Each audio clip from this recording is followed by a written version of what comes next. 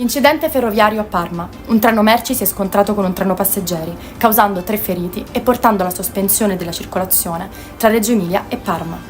L'incidente è avvenuto ieri e ha provocato notevoli disagi per i pendolari e i viaggiatori della zona. Le autorità ferroviarie hanno immediatamente attivato le procedure di emergenza, con i soccorsi che sono intervenuti prontamente per assistere i feriti e mettere in sicurezza l'area. Al momento non sono state fornite informazioni dettagliate sulle cause dell'incidente. Il traffico ferroviario è stato interrotto fino al completamento dei rilievi e le riparazioni necessarie. Malpensa MIT, aeroporto intitolato ufficialmente a Silvio Berlusconi. L'aeroporto di Milano Malpensa è stato ufficialmente intitolato a Silvio Berlusconi.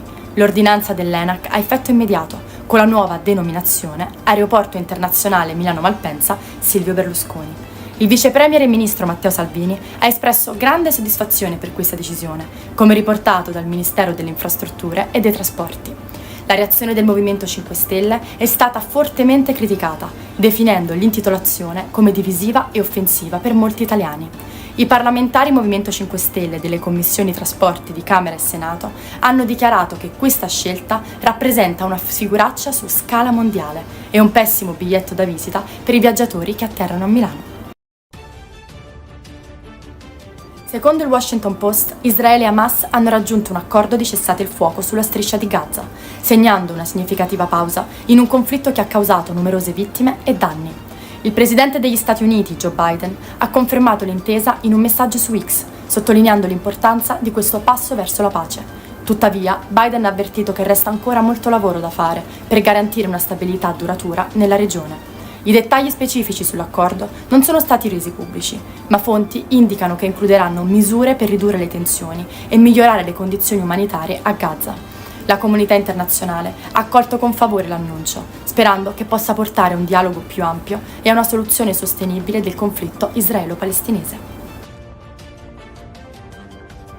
Tragedia nel Beneventano. 2 diciassettenni hanno perso la vita in un tragico incidente stradale avvenuto a Montesarchio, in provincia di Avellino.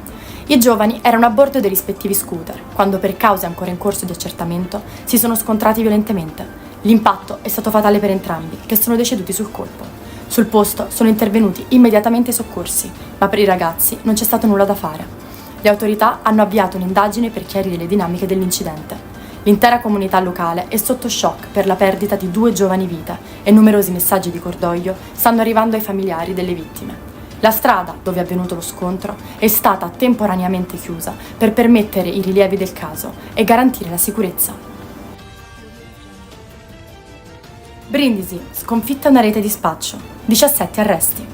La Polizia di Stato di Mesagne, in collaborazione con la squadra mobile di Brindisi e altri reparti specializzati, ha concluso una vasta operazione antidroga che ha portato all'arresto di 17 persone. L'indagine, iniziata nel settembre 2022, ha permesso di smantellare una fitta rete di spaccio di cocaina operante nel centro storico di Mesagne. L'inchiesta è partita da un'aggressione notturna documentata dalle telecamere di sorveglianza, rivelando un'attività commerciale come epicentro dello spaccio. La droga veniva venduta e consumata all'interno del locale con il consenso del proprietario.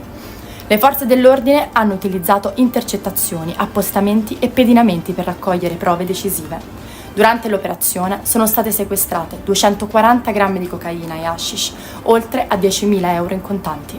2 degli arrestati sono stati colti in flagranza di reato, con uno di loro già ai domiciliari trasferito in carcere.